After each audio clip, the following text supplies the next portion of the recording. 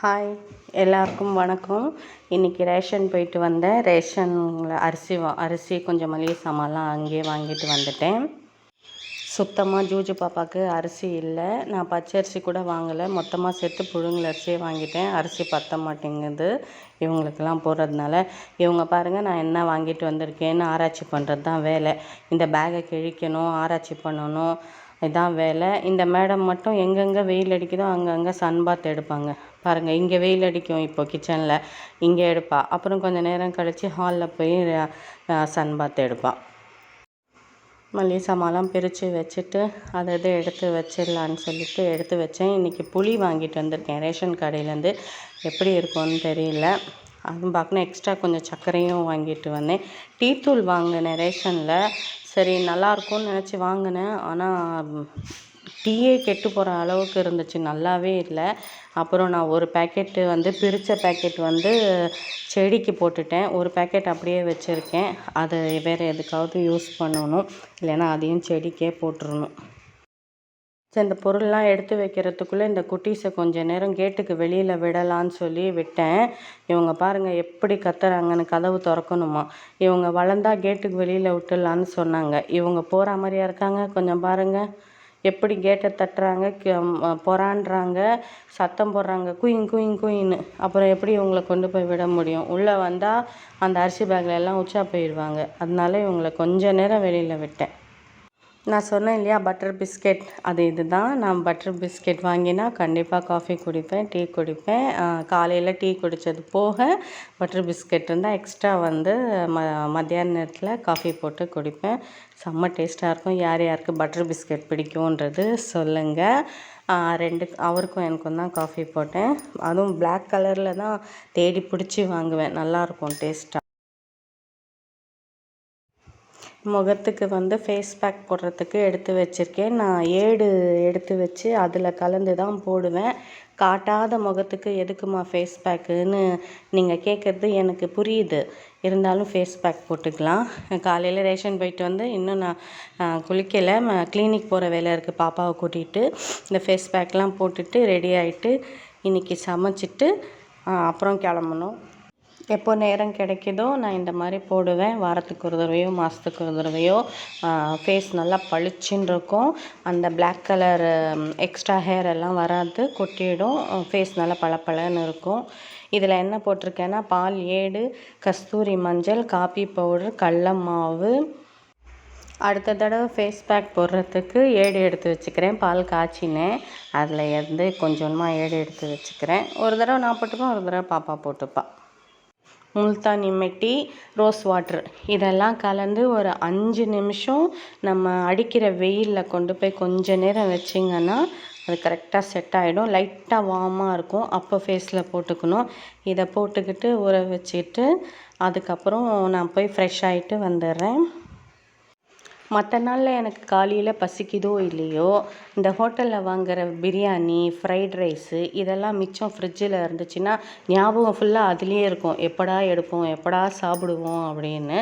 நான் மட்டும்தான் அதை சாப்பிடுவேன். அடுத்த நாள் யாருக்கும் தரமாட்டேன், நான் மட்டுமே வச்சு சாப்பிடுவேன். நேற்று வாங்கின பிரியாணி இருந்தது, அதை நான் சூடு பண்ணி வேலையாக நான் சாப்பிட்டுட்டேன். ஃபேஸ் பேக் மூஞ்சியில் இருக்குது, ஆனால் வாயில் சாப்பிட்டுட்டு இருந்தேன். அதுக்கு வீட்டில் கூட சொன்னாங்க, இது எங்கேயும் யாரும் பிடுங்கிட்டு போயிட மாட்டாங்க, அப்புறமா தான் சாப்பிடுன்னு சொல்லி. நோ இப்பயே சாப்பிட்ணுங்க சூடான்னு சொல்லி நான் சாப்பிட்டுட்டேன். யார் யாருக்கெல்லாம் பிரியாணி பிடிக்கும் பிடிக்காது சொல்லுங்கள். ஆனால் எனக்கு இந்த முட்டை பிடிக்காது, ஃப்ரை பண்ணி கொடுத்தா சாப்பிடுவேன். ஓகே, வாங்க சமைக்கலாம். இன்றைக்கி என்ன சமைக்கலான்னா, நமக்கு உடம்புக்கு நல்ல நமக்கு பிடிக்காது. அதுவும் கீரை நமக்கு பிடிக்கவே பிடிக்காது. வெஜ்ஜை எப்படி நான்வெஜ் ஆக்கிறது தான் இன்றைக்கி பார்க்க போகிறோம். வாங்க பார்க்கலாம். நான் இன்றைக்கி சிறுகீரை வாங்கியிருக்கேன். இது சிறுகீரை போட்டு செஞ்சால் தான் டேஸ்ட்டு சூப்பராக இருக்கும். நான் சொன்ன மாதிரி செஞ்சு பாருங்கள். வெஜ்ஜில் இந்த மாதிரி பண்ணி பாருங்கள். யாரும் வேண்டான்னே சொல்ல மாட்டாங்க, டேஸ்ட்டாக இருக்கும். நான் கொஞ்சம் எக்ஸ்ட்ராவே செய்கிறேன். நைட்டு நான் சப்பாத்திக்கு சாப்பிடுவேன். சப்பாத்திக்கு இது இன்னும் டேஸ்ட்டாக இருக்கும், சாப்பாட்டுக்கு நல்லாயிருக்கும். வாங்க எப்படி செய்கிறது பார்க்கலாம். நீங்கள் எல்லோரும் இதை செஞ்சு பார்த்துட்டு எனக்கு கமெண்ட் பண்ணுங்கள். செஞ்சு பார்த்துட்டு நல்லா இருந்தாலும் கமெண்ட் பண்ணுங்கள், நல்லா இல்லைனாலும் கமெண்ட் பண்ணுங்கள். கீரையை நல்லா வாஷ் பண்ணிக்கலாம். சிக்கனை நல்லா வாஷ் பண்ணி எடுத்து வச்சுக்கலாம். வெங்காயம், தக்காளி எல்லாம் கட் பண்ணி வச்சுக்கலாம். பச்சை மிளகா கட் பண்ணி வச்சுக்கலாம். இதோட உருளைக்கிழங்கு உங்களுக்கு விருப்பம் இருந்தால் உருளைக்கிழங்கு போட்டுக்கோங்க. எனக்கு உருளைக்கிழங்கு போட்டால் அதோட டேஸ்ட்டும் சூப்பராக இருக்கும். அதனால நான் அதில் உருளைக்கிழங்கு போட்டுக்கிறேன். சும்மா 2 தான் போடுறேன். உங்களுக்கு விருப்பமாக இருந்தால் போட்டுக்கோங்க, இல்லைன்னா வெறுமனே செஞ்சு சாப்பிட்டா கூட சூப்பராக தான் இருக்கும். கடாய் வச்சுக்கலாம். வெறுமனே எண்ணெய் போட்டுக்கலாம். பட்டை, லவங்கம், கிராம்பு இதெல்லாம் தேவையில்லை இதுக்கு. வெறுமனே எண்ணெய் போட்டு வெங்காயத்தை போட்டு நல்லா வதக்கிக்கலாம். வெங்காயம் நல்லா வதங்கணும். அதே மாதிரி நமக்கு பிரியாணிக்கு மாதிரி ப்ரௌன்லாம் ஆக வேண்டாம். வெங்காயம்லாம் செத்து போயிடணும், அவ்வளோதான். வெங்காயம் நல்லா ப்ரௌன் ஆகிடுச்சு பார்த்தீங்களா? இப்போ தக்காளி சேர்த்துக்கலாம். தக்காளி, பச்சை மிளகா, கருவேப்பிலை நான் நடுவில் தான் போடுவேன், எண்ணெயில் போட மாட்டேன். எண்ணெயில் போட்டால் அது ரொம்ப கருப்பாகிற மாதிரி இருக்கும். நடுவில் நம்ம போடுறோம் அப்படின்னா அது க்ரீனாகவே இருக்கும். அதனால் நான் நடுவில் தான் சேர்த்துப்பேன். தக்காளி நல்லா மேஷ் ஆகிற மாதிரி வதங்கிடுச்சின்னா இஞ்சி பூண்டு பேஸ்ட்டு போட்டுக்கோங்க. நான் 2 ஸ்பூன் போடுறேன். உங்களுக்கு வாசனை எவ்வளோ வேணுமோ அதுக்கேற்ற மாதிரி போட்டுக்கோங்க. நல்லா இஞ்சி பூண்டு போட்டு நல்லா வதக்குங்க. நல்லா வாசனை போகட்டும். ஆனால் நான் தக்காளி கூடவே நான் போட்டுருவேன். அது சிக்கன் கழுவி வச்சுருக்கோம் இல்லையா, அதை நல்லா பிழிஞ்சு போட்டுடலாம். நான் ஒரு 1/2 ஸ்பூன் உப்பு போட்டு ஊற வச்சுருக்கேன்.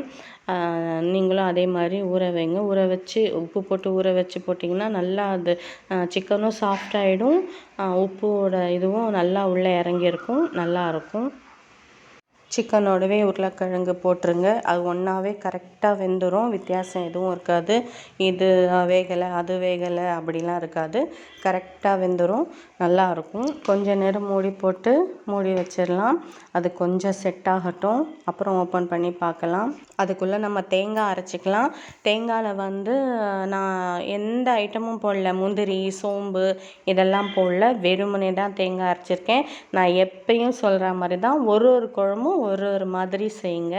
எல்லாத்துக்கும் ஒரே மாதிரி ஐட்டம் போட்டோன்னா நமக்கு எல்லா குழம்பும் ஒரே மாதிரியாக தான் தெரியும். அதனால ஒரு தடவை ஒரு குழம்பு செய்கிறச்ச ஒரு தடவையும் மாற்றி செய்யுங்க. அப்போ டேஸ்ட் டிஃப்ரெண்ட் படும். செஞ்சு பாருங்கள். நிறைய பேருக்கு தெரிஞ்சிருக்கலாம், எங்களுக்கு தெரியும் அப்படின்னு சொல்லாதீங்க. ட்ரை பண்ணி பார்த்துட்டு சொல்லுங்கள். இப்போ நம்ம கீரையை ஆட் பண்ணிக்கலாம். இதில் சிறுகீரை நல்லா வாஷ் பண்ணி வச்சுருக்கோம். தண்ணி இல்லாமல் வடித்து கீரையை அதுக்குள்ளே போட்டுக்கலாம்.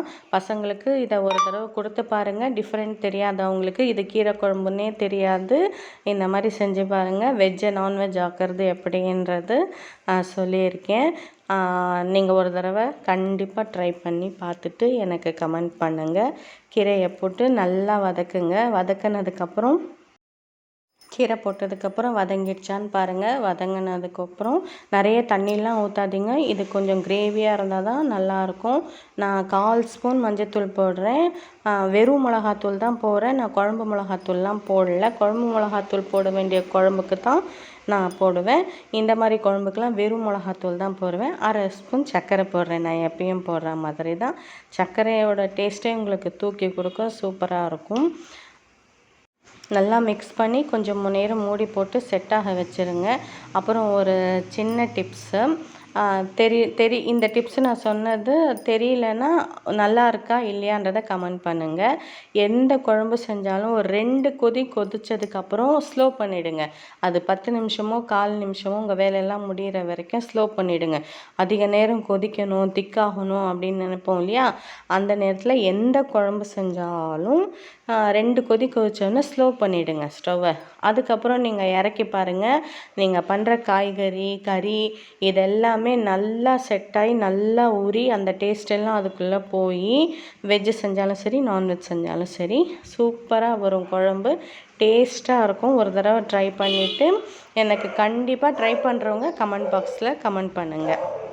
இதை நல்லா வதக்கினதுக்கப்புறம் நம்ம தேங்காய் போட்டுக்கலாம். தேங்காய் போட்டதுக்கப்புறம் கொஞ்சம் கொதிக்க வச்சா போதும்.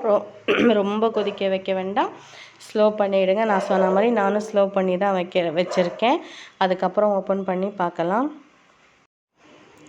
வாங்க ஓப்பன் பண்ணி பார்க்கலாம் எப்படி இருக்குன்னு. நான் உங்களுக்கு ஒரு மாதிரியும் நான் ஒரு மாதிரியும் சமைக்க மாட்டேன். ஒரே மாதிரி தான் சமைப்பேன். ஒரே மாதிரி தான் காட்டுவேன். எண்ணெய்லாம் நல்லா பிரிஞ்சு வரும். நல்லா செட் ஆகும். இந்த கிரேவி இருந்தால் தான் கரெக்டாக இருக்கும். ரொம்ப தண்ணியாக இருந்தால் நல்லா இருக்காது. சப்பாத்திக்கும் ஒரு தடவை ட்ரை பண்ணி பாருங்கள். சூப்பராக இருக்கும். டேஸ்ட்டாக இருக்கும். பசங்களுக்கு கண்டிப்பாக கொடுத்து பாருங்கள். நல்லா இருந்துச்சுன்னா எனக்கு கமெண்ட் பண்ணுங்கள். சப்போர்ட் பண்ணுங்கள் ஃப்ரெண்ட்ஸ். Thank you friends. பாய். என் சேனல் பிடிச்சிருந்ததுன்னா எனக்கு சப்ஸ்கிரைப் பண்ணுங்கள்.